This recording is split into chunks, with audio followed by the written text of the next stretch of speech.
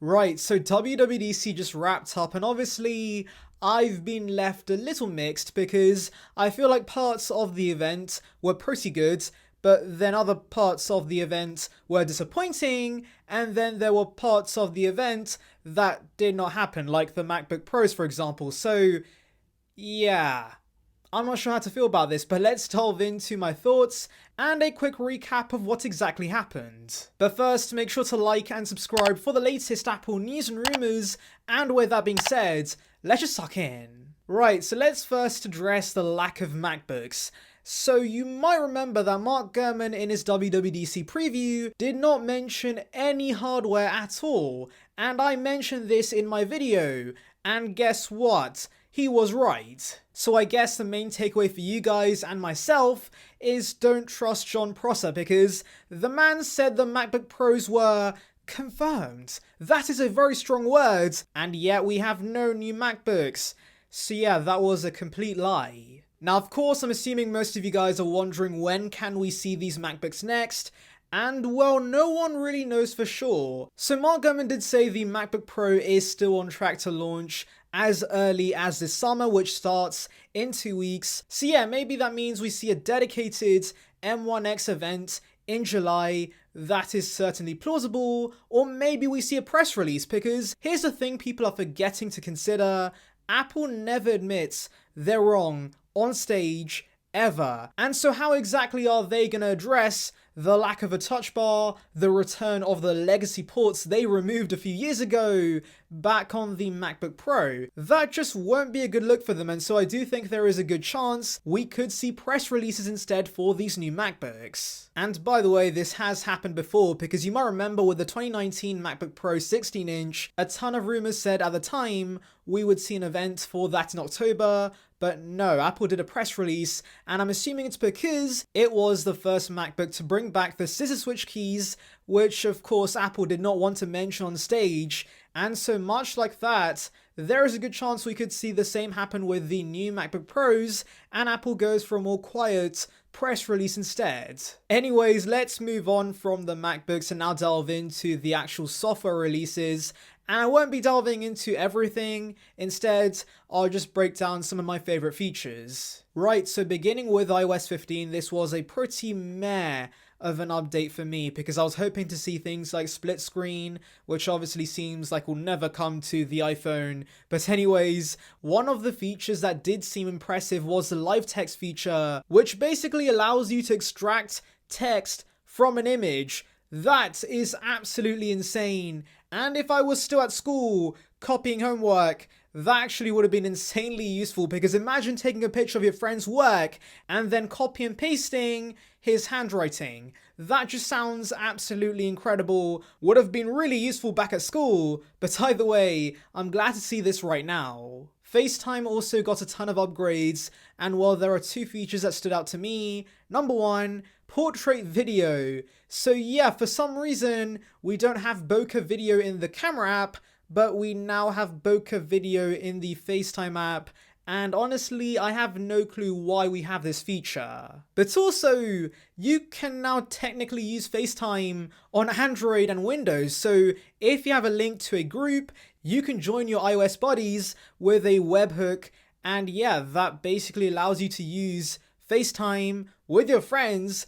And that's quite surprising, because Apple's all about keeping people within the ecosystem, and things like iMessage and FaceTime are reasons why people stick to the iPhone. So yeah, pretty interesting that Apple's making FaceTime a thing, sort of, on Android and Windows. Oh, and also the wallet feature with your ID is pretty cool, and maybe in the future you could use your passport. That would be absolutely amazing. So yeah, that feature has a ton of potential. And well, that's pretty much it when it comes to interesting / exciting features with iOS 15 in my opinion. Let's now delve into iPadOS 15, and well, that was a major disappointment. Right, so I do want to say there were tons of people saying that Pro apps were confirmed on the M1 iPad because of the performance, but you might remember that I did say never buy a product based on future software updates, and well, this is the reason why. So yeah, we saw no Pro apps. I'm assuming that won't be happening anytime soon, because think about it, that could potentially cannibalize the MacBook. And obviously Apple wants you to buy both. So yeah, we're not seeing Pro apps anytime soon in my opinion. As for other upgrades with iPadOS that got me somewhat excited, there really was not a lot. So obviously you might remember that Mark Gurman did say there would be multitasking improvements, and well, we did kind of see that, but I do feel that Apple's made multitasking on the iPad even more complicated, and well, it doesn't seem too fun to use. Now obviously I might change my opinion when I get to use iPadOS 15, but right now as it stands, I'm not a fan of the new multitasking features, and I still do kind of want to see Windows support on the iPad. In fact, Apple has a new feature called Quick Note, which basically is what I want in terms of multitasking, because it's a resizable widget for the Notes app that can be placed anywhere. So why can't we do that with the apps too? I have no idea, but yeah, that was a missed opportunity in my opinion. And that's pretty much my main takeaway from iPadOS 15.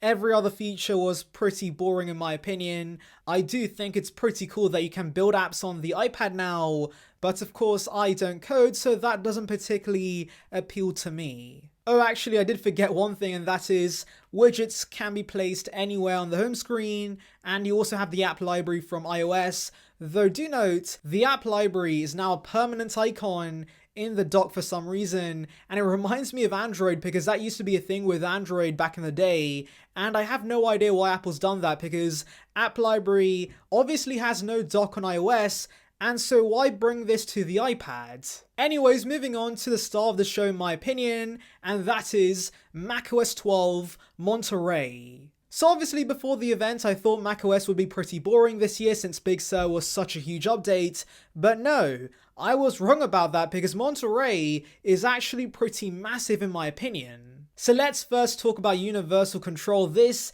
is a game changer for me. So this basically allows you to move your cursor over to other devices, so I can literally drag an image from my iPad to my Mac with one cursor swipe like that. That is actually insane, and I can't wait to use that feature.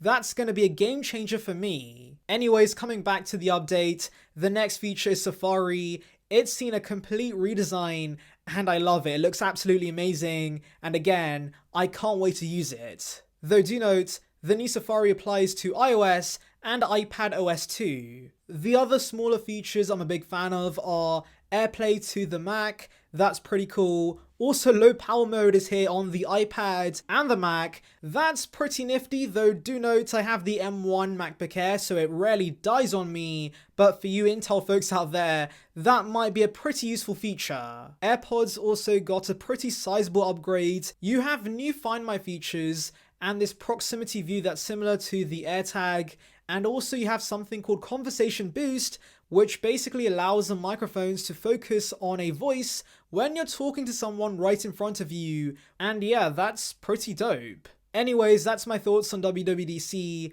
Obviously I did not cover everything, but these are my favorite features. I did not cover WatchOS or HomeOS because obviously I have no Apple Watch, and obviously I have no smart home stuff that connects with HomeKit, so I don't care. But let me know in the comments below which was your favorite software announcement from today's event. Anyways, thank you for watching. Make sure to like and subscribe for the latest Apple news and rumors. And on that note, I'll see you guys in the next one. See ya, peeps.